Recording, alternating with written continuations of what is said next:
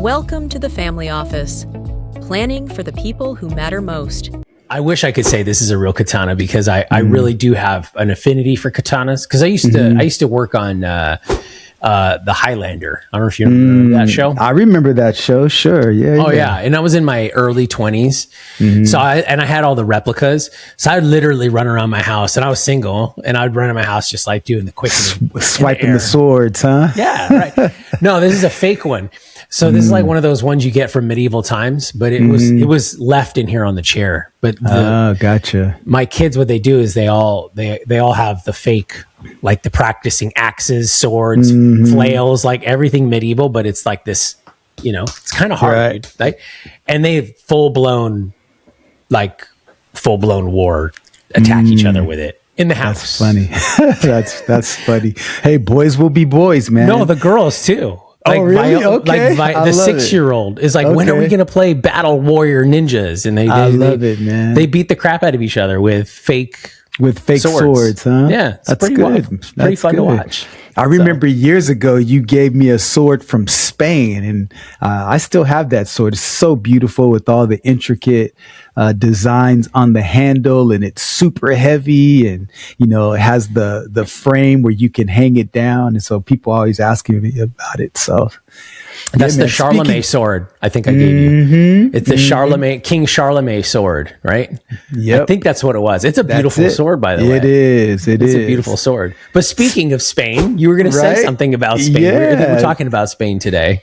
Yeah. So considering the fact that Spain has been resistant to the whole NATO concept of everybody pulling their fair share, supposedly, and Spain is kind of resistant to that. So I'm very curious to how you feel about that. And why do you think Spain is doing it? Well, first and foremost, I mean, this obviously is the, didn't we just do a conference like this? Like, I don't understand. Like, wasn't there, what was the one that they just, the Davos thing? What's the difference between Davos and this is just a NATO meeting? Like that's it? Mostly focused on NATO this time. Yes. Got you. Okay. So people like Gavin Newsom aren't allowed to come there and parade themselves around like they're on auction or something. Like they're on auction or something. Like you always bring in your ex-governor, man. I think he must have hurt your heart or something. He did hurt my heart. He did hurt my heart. He forced me to not like something that I liked for a long time in my life, which was California. That's funny, man. That's funny. No, so how do you feel about Spain? What's your opinion about their resistance? Well, I think that obviously giving this as settings at a NATO meeting. What's odd to me is why, I mean, everybody seems to be falling in line. Even Melania, or what's her name? The prime minister from Italy. Estonia? Oh, okay, yes. Even she's falling in line, right? Because there was that whole spat about the airspace usage and all that stuff. But Spain has flat out just been the outlier. But everyone's falling in line with the budgets. And I think it all centers around like this 5% number or something that they were talking about. And they just flat out refused to commit. They were the only ones in the room that didn't want to commit. So it's odd to me why you would want to choose to be at this time the outlier. Given the current economic state of every European country, and even in Germany, which is the biggest and the best economy in the European Union, right? And it's also not in good shape. So given all of the uncertainty that's going on around in the world right now, you would expect everybody to, why? I don't know the angle there. I know Spain has always been kind of like that outlaw kind of state or that outlier kind of state. I mean, Spain doesn't really want to do anything. They just want to lay around and drink grapes or drink wine. And I mean, Spain's great, by the way. I'd love to. Spain's one of my best places to visit. Spain is awesome, man. It is, but they don't want to do anything. And maybe that's it. They're just like, leave us alone for the rest of the world or the rest of the time. We're so tired of having wars and starting wars that we're done doing that now. That was the Middle Ages. Spain. We don't do those things here in Spain anymore. We just want to sit here and eat food. You know what? I think you have a really good point there, because I never really thought about it through that lens. But now that you say that really connected a dot that I wasn't connecting before, which is Spain in the past has been very expansionist. Like when you go to different parts of the world, people have Spanish surnames. Lots and lots of people speak Spanish. Why? Because of the conquistadors and how they traveled throughout the world, conquering different lands. But now they have a very pacifist approach towards war. And so one of the things, like, you know, we're going to talk a little bit about later is the debt to GDP ratio in different countries and stuff like that. We will break it down. So don't tune out, because this is important because it impacts everybody. But anyway, with Spain, their whole approach is, look, we don't want to spend a lot of our income and our revenues on war. They're more of a socialist welfare state. I don't want to label them socialist, but they're definitely a welfare state where they're very much into social programs. They're very much into, you know, taking measures to make sure that their folks have different government funded programs. And so they don't want to divert those monies over to fund war. So I didn't understand why, but I'm wondering if they're past and just the whole idea of, you know, the conquistadors of Spain, if that whole negative imagery has made its way in. Because here's the thing, at the end of the day, if the populace within Spain, because remember when we were there was this tension between Spain and I think it was like Catalonia or something like that. I may be pronouncing it wrong, but remember they were Barcelona. Yeah, but there was a sector within Barcelona where they have a different flag, different everything. Yeah. Yeah. And so there's a lot of internal tension. And I think that if they continue to divert their monies away from social programs and education and things like that, then that could have some negative implications on, you know, elections and who's in office and things like that. So that's you know, I think that's part of it. I could definitely see that. To me, when we were in Spain, I had a blast, and that was like 2017. So I think it's changed a lot too. They don't even want tourism there. Right? There was that whole tourist. That's crazy. That was like a few months ago or something, or it's been ongoing. And they just finished the church after, you know, the whole 144 years of building, and it's such a beautiful edifice. And so I think that would be a major, major attraction. So I think any country that doesn't want tourism is a problem. I thought you were going to speak more about Trump, because, you know, Trump brought up Spain a lot. And I think he's just picking on them more than others because they didn't want to allow the United States to use their air bases in their wars, you know, in their attacks in the Middle East. And so Spain was like, no, you're not using our ports. If you want to find somebody else, but we're not going to be the one, because again, we're taking a more pacifist approach. And so I thought that you'd spend some time talking about that. Well, I mean, definitely that goes without being said. I mean, here's the reality behind that with what you said there.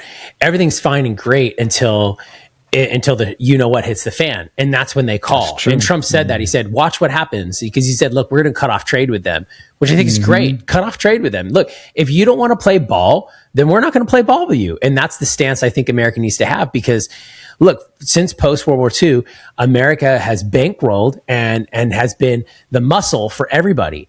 So it's our fault too, because we've spoiled the crap out of everybody in our alliances, and maybe we force them to be who they are. Maybe, I don't really know the answers to that, but whether we forcibly did it or we unintentionally did it, we have pretty much raised sissy baby allies. And that's partially our fault. I believe it's 50% the United States' fault, and 50% of it is our allies' fault. You can't sit back and expect America to bankroll it and then complain about how we do it, and then bitch and complain about everything else that we do and not like our policies. It's like kind of like what you said earlier. You said government funding programs. I think that terminology should be permanently changed to capitalist funded programs, because in reality, the government doesn't make any money unless a capitalist goes and makes money. Because if you don't have that system, then you simply have what Bernie Sanders has been ranting about for the last, couple years now. The oligarchs, bro, you're an oligarch. That's what you get. You get oligarchs. You get oligarchs in a socialist and a communist situation, because guess what? No one's producing anything anymore. So guess what? You operate in a scarce mindset, and you operate in a starvation mindset. So of course, everybody starts to hoard resources. That's exactly what happens. So Spain is doing that. They're like, oh, hey, you know what? We don't want to do anything. We don't want to pay for anything. But then when something happens, that's when they go, wait a minute, they're first in line. And that's Trump's biggest issue with NATO in general. But Spain seems to be the one it's like that, it's like when you have a bunch of kids, Len, and you got to do an about face or you got to change something. There's always that one that's like, you're like, dude, don't be the one to just that kid. Right. I know. And sometimes it's random, but then sometimes, everybody has that one kid where you're just like, that was my brother, Brian. Spain is that one. That was my brother, Brian. There's always one. It's the brother, it's the uncle. Yeah. I think what happened, and this is just my opinion. So I think what happened is when, the post World War II, as the United States was expanding because of, location and its economic just prosperity, everything. because just their economy wasn't blown up. I think what happened is they used the military as a way to gain power, leverage, and influence. And what I mean by that is that by America becoming the world's police, other countries became beholden to the United States. But then but for every decision, there's a cost to be paid. Right. And so the benefit of the United States becoming the world's police is that everybody was scared of the United States, and the military might allowed the United States to become the number one economy in the world. And also other countries were afraid to compete against the United States for global supremacy. So the United States really had lots of years of economic prosperity because of that. Now, the downside of that is that when you're talking about NATO and the United States allies, they just became lazy. And over time, they just said, oh, the United States will protect us. So yeah, go ahead and put military bases here. And the United States was like, cool, because that allows us to leverage our military might and go fight wars in different places and not have to fly overseas. And so it was definitely a major benefit to the United States. But now Trump comes in and he applies pressure to say, look, you've got all these countries here that are enjoying the power of the United States. But if Russia comes to attack you, you're going to have a problem. And so, so I think both sides bring valid arguments to the table, but I understand why Spain is pushing back. I disagree with it, but I understand why they're pushing back from their perspective. So it's just interesting how different leaders exert pressure in different ways because they have specific means to an end. And I think Trump's means to an end was, oh, okay, so you won't allow us to use your military bases and you're not contributing your fair share to NATO. And then that's when he calls them out. And Trump is the best at calling people out. 100%. There's no question about that. Have you ever thought about it this way? And I'm going to propose something because it makes a lot of sense to me in my head. Okay. I don't think you can completely get mad or point a finger and say, oh my God, like the United States is doing this because da, da, da. I think a lot of it has to do with the fact that the United States runs on a capitalist system. Okay. And here's what I mean by that. If you have training programs, right, like fitness programs, if you follow those programs or those protocols, you can expect a common outlook or a common result, right? Sure. So for example, if you get on a ketogenic diet and you reduce your carbohydrate intake, you'll go into ketosis and you'll burn fat and you'll lose a lot of weight really fast, right? Which is essentially what a GLP-1 does. Okay. Mm-hmm. And that's why GLP-1s are so successful because because of exactly the chemical process and the enzyme, that process is stopping the fact that you need to eat and reducing the insulin and making you more insulin sensitive. Great. Capitalism is the same exact thing. Look at it that way. Capitalism is an operating system for a country and a government, right? Just like socialism is, just like communism is, just like monarchies are, just like all the other systems that we've had of governments and economic systems in the world, right? Mm-hmm. So if you plug these types of situations, what you just described, America had bases and da-da-da-da. We were just doing what a capitalist nation would do. We got a better deal. Wait, you're going to give us land? Wait, you're going to let us do military bases? You understand what I'm saying, Len? Are you following that? I'm tracking with you. With you. So in other words, what's your main thesis? My main thesis is that if you keep doing this, America's just going to keep getting bigger. and bigger and bigger and bigger, because capitalism always is going to find a way to innovate, and it's always going to find a way to make more money and get a better deal and make things more efficient. You don't have that in a monarchy. You don't have that in socialism or communism. You said earlier, oh, they just got lazy. You know why they got lazy? Because that system makes you get lazy. See, capitalism forces you not to get lazy, because if you're operating in America in a capitalist system, you and I know, Len, every single day you get up and you go, I got to get better today. I got to get better today. Because if you don't get better in your space and I don't get better in my space, what happens? We get left behind.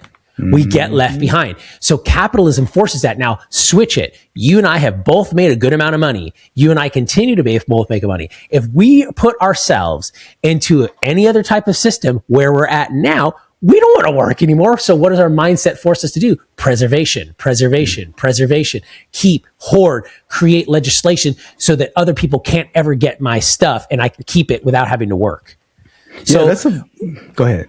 Communists, socialists, ultra liberals, they are those people because they can afford to be that way now. No, without a capitalist, they can't afford to be that way. And you see it. That's why they don't work. That's why they fail, because you run out of energy. You run out of new energy. You can't, if we built houses the way we built houses 200 years ago, houses wouldn't be as safe and last as long and so on and so forth. But because of the process of innovation, like for example, France is bitching and moaning because they have an air conditioning problem. That is indicative of their system of government. They don't have an oh, it's America's fault. No, it's not.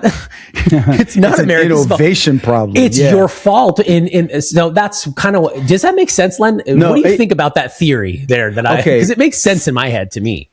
Okay, so there's a part of it that I agree with, and there's a part of it that I diverge a little bit. And so the part that I agree with is that capitalism drives innovation. Innovation drives work ethic and constant, and personal and corporate and societal evolution from the standpoint of making improvements and all of those things. And so because of that, in a capitalistic system, your incentive structure necessitates that you stay sharp, that you stay, like it's me. If I don't improve, then life for me is going to change. In capitalism, socialism and communism is really more about the collective. And then there's this reliance on the government. And so as a result of that, governmental systems that want to be relied on are inherently, they're not innovative. And so they're also authoritative and in some cases oppressive. And so then the people begin to rely on the government and they're not innovating and they're not, excelling. And so because I agree with that part of it, the part where I diverge a little bit is that when you talk about the United States expanding into different countries, there's a different objective now, because the United States has already established its military bases. So they don't have to necessarily have the same expansionary mindset, because that's already established. So now, because the economic tides are shifting towards AI innovation, I believe that's where the United States says, okay, we've already established the basis, so we don't need to do that anymore. And we want you to do your fair share because we don't need you like we used to. And so therefore it allows Trump in that type of an environment to apply more pressure for them to do their fair share. It's like, look, I can go build your house, but once I finish building it, I don't really need to build it anymore. So I need you to pay the electricity bill. I need you to get a new air conditioning unit in your house. And so then because of that, the United States shifted its focus. And so therefore, we don't need NATO like we needed them before. No. Because Russia is not the same type of threat like they used to be, even though they're a nuclear threat. We kind of understand Russia's playbook now. They have nuclear capabilities, but they're not necessarily going to use them because they understand that means the end of mankind as we know it. So that's my feedback on what you had to say. Do you agree, disagree? Where do you stand on that? No, I understand where you're coming from. I totally do. And I agree. I agree with that. I just think that at a baseline, systems influence everything. I agree. And if you are in a capitalist country and you've been raised that way and you take advantage of it, you look at everything through that lens. Everything gets processed through that lens. And if you're a socialist or even an anarchist, everything gets processed through that lens. Much like if you're an emotionally geared person versus a logically geared person, everything, no matter what you do, is always going to get processed through that dominant lens first. I agree. And then you start to subset it. So look, I think that NATO, I think NATO is getting done, or Trump is doing to NATO what any good captain or manager or whatever you want to call it, or executive would do, and say, hey, look, here's what's on the table. And if you guys do it, you do it. If you don't, adios, we're out. And when the door comes knocking, or someone comes knocking on the door, it's going to be far worse. And that's what I think Trump is trying to avoid or get the United States out of. And I agree with is that, when they don't do their part, then that means that's more sacrifice and more weight on us. And therefore, when we have to do that, we have to make capitalist decisions to adjust to fix that problem more so than it should have been fixed, right? We have to overcompensate for that problem. So when we do that, that means we're going to make more money and we're going to innovate better and we're going to get bigger. And that might require us to do more bases and more military expansion. See, that's what I'm getting at with that. So you can't get mad at us expanding or doing all these things when you're not doing what we're asking you to do, because by design, we have to do these things and we don't know how to do them any better. Right? Well, maybe that you see what I'm saying, or maybe we do, but that's the way we know how to do them in capitalism, which is what? Get leaner, get meaner, get innovative, get smarter, get tougher, get better, and get bigger. And that's capitalism. Boom, boom, boom. And these communists and socialists and these aristocrats, they're like, we just want to sit and drink wine and drink grapes and pretend that the fire's not burning outside. But in reality, it is, right? So, yeah, speaking of fires burning outside and the United States not being able to use Spain's military base, we've been having this ongoing bet about this war that's happening and the ceasefire agreement and the MOU. And we vowed not to talk about it unless something else happened. This is true. Last week, something else happened. So we won't spend a lot of time here, but I really am interested to hear from your perspective, what's going on from our perspective versus the Iranians' perspective.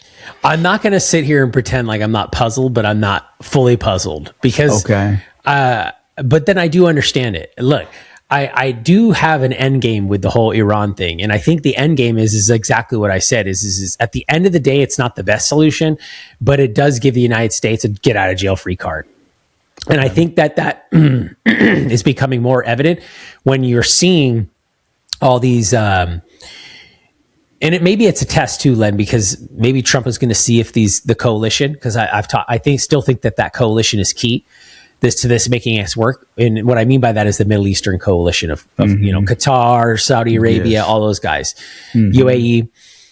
I think he was sitting back and watched to see, okay, guys going to step in? And there are other countries that committed to sending ships down there because look, Trump was like, all right, cool, we're going to give you a week off.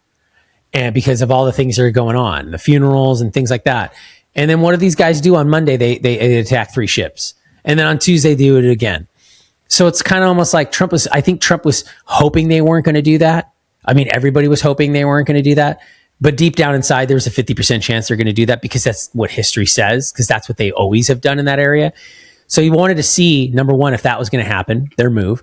Number two, he wanted to see if the allies are going to step up and which direction they were going to apply pressure. And they're applying pressure, I think, the long way, which is, and you're starting to see this, they're building alternatives to get around to make the Strait of Hormuz obsolete.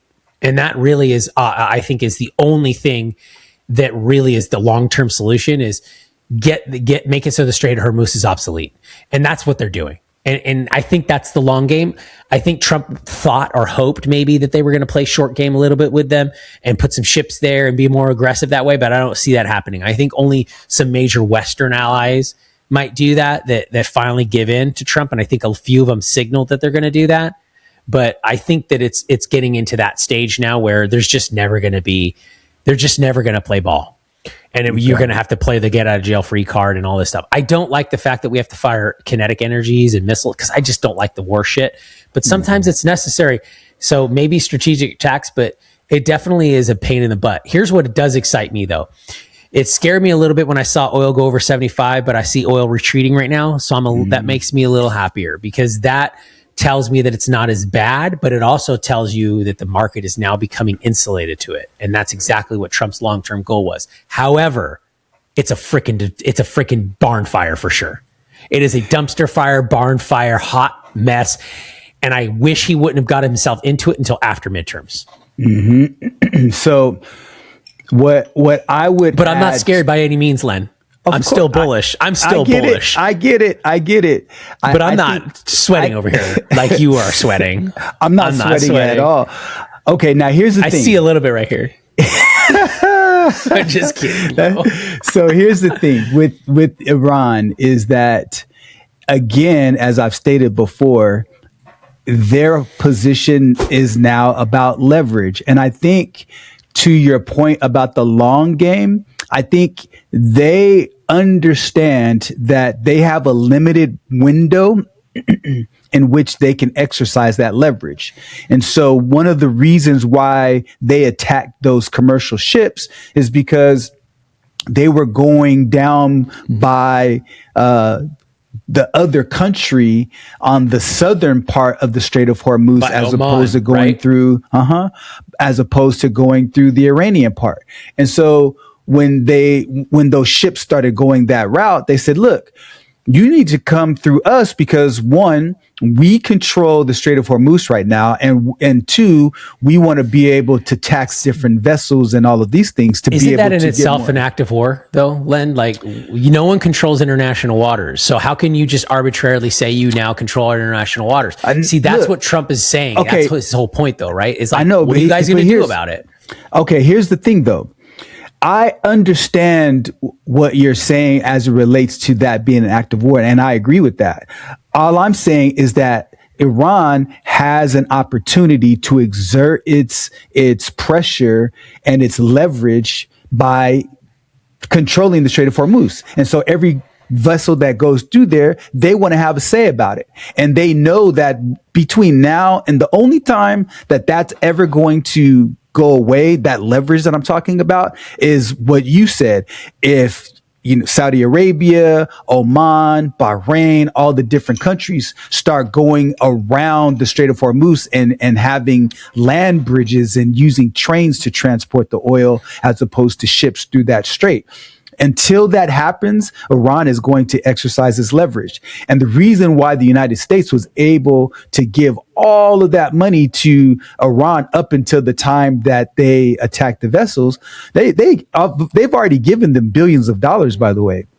And so they didn't give it to them. They unfroze what they already had. They unfroze. Okay, got it. But it's like the difference between saving and generating revenue. It's still extra money in your pocket. I think it's horse shit no matter how you say it. But I get what you're saying. It's semantics. So, but the thing is that when the Iranians attacked those ships, they wanted to exercise the leverage, and they knew all along that the United States wasn't going to play ball. So what did the United States do?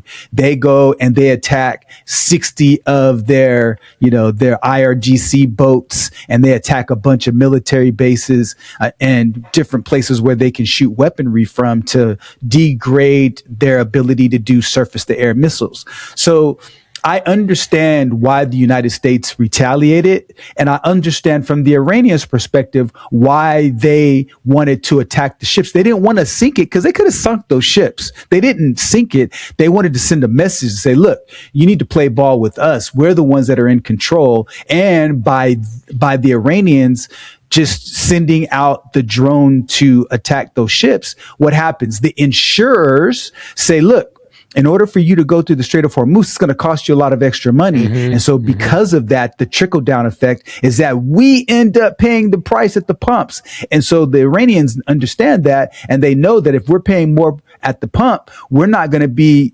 extremely happy about the way the economy is going, because why? The war was started with Israel and the United States. And so it's really a problem of our own doing. And so we're going to place blame on the administration for that. Right. Yeah, So- I think it's very valid. And it is, like I said, it's a difficult situation, but I think it is forced. And I think it makes them, I think that's their last card. That's their last quiver, is that.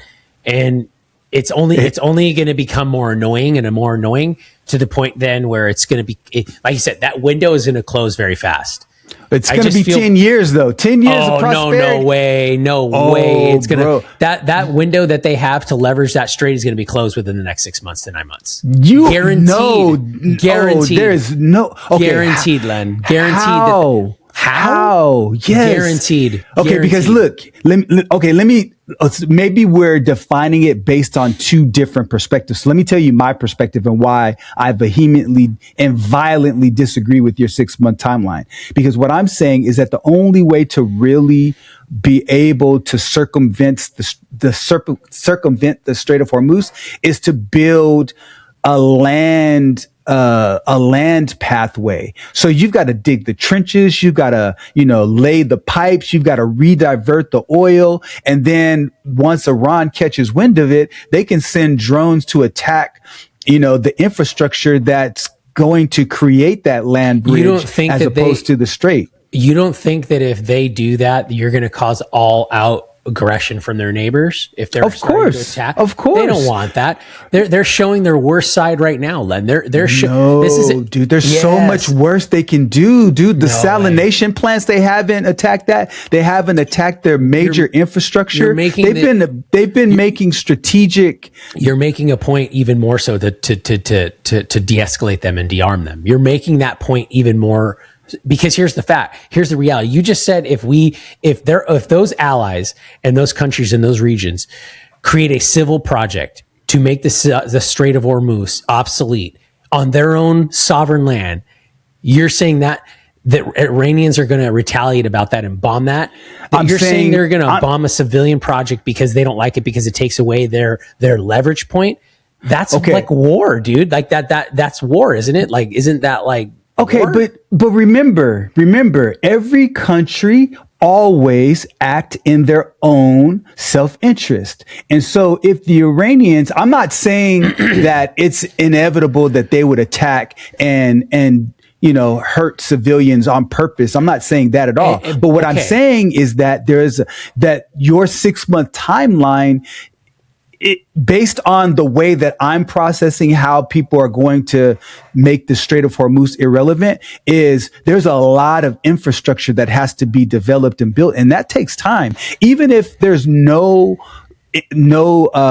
intervention from the Iranians' perspective, meaning they're going to bomb people and hurt the progress of that infrastructure being built, it's still going to take so much time and so much money that you're talking hundreds and in some places thousands of miles of trenches that need to be built. That's a large infrastructure. I don't agree with that.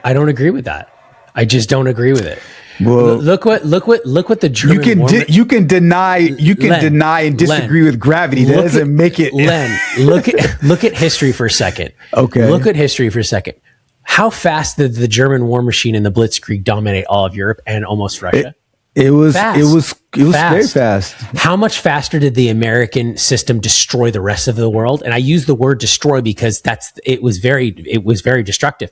How fast did the United States do an about face and all of a sudden out-manufacture, out-produce, out-militarize without any of the previous stuff? Like you can use the same. You can use the same example with Ukraine with the building drones and everything. Exactly. I get that. So but manufacturing. But here's the thing, though, Chris. I want to answer your question.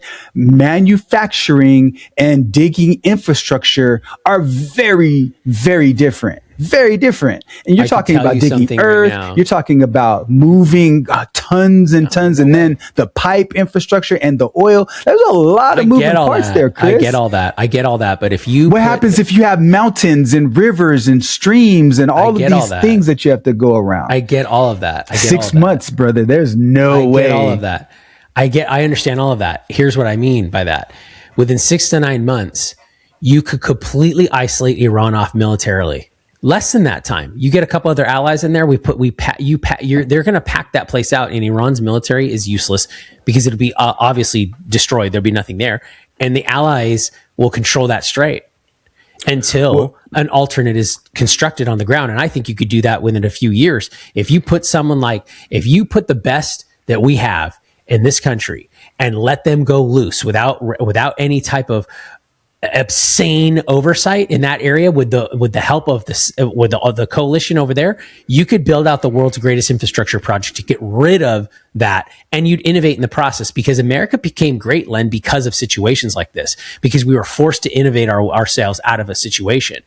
In World War II, we were forced to innovate, and our strategy was overwhelm, mass production, and that was our strategy, and it worked. The only way, to your point, I agree with that point. The only way that we would be able to pull this off is that if our perspective on globalism started to change. Because really, again, the only reason why we even care about the Strait of Hormuz is because of our neighbors, because we're not relying on the oil. You made that point many podcasts ago. Yeah, we don't need it. We don't need that oil at all. But our neighbors do in a big way. Then they can start buying from us, or they can help us secure the strait. Okay, so if they started buying from, if they start buying from us, then we don't have the incentive to help build the infrastructure to connect. No, they do the oil. Exactly. But so wait, hold on, Len. You don't think we have the incentive to do it? We're capitalists. If you give us an opportunity, we're going to take it. I mean, you think for a second there's companies in America, if they don't get the green light, they're chomping to go build infrastructure in that area of the world. You don't think that? I believe that. But if you don't think Halliburton is there going, please? You are correct in that. I mean, we will definitely take any opportunity to make an extra dollar. But if our focus as a country is about building AI infrastructure, you can't have too many focuses in different places. And the number one focus is AI, because one of the things we should probably talk about in an upcoming episode or so is how China is utilizing United States intellectual property to bolster its AI economy. I don't know if you've taken a deep dive on that. We need to talk about that. We do, because it's nothing new. They've been stealing IP for decades, but specifically here, and that's where we talk about the regulation. We've talked about capping models. That hurts. That's where we got to figure out how to uncap models like that. In a big way.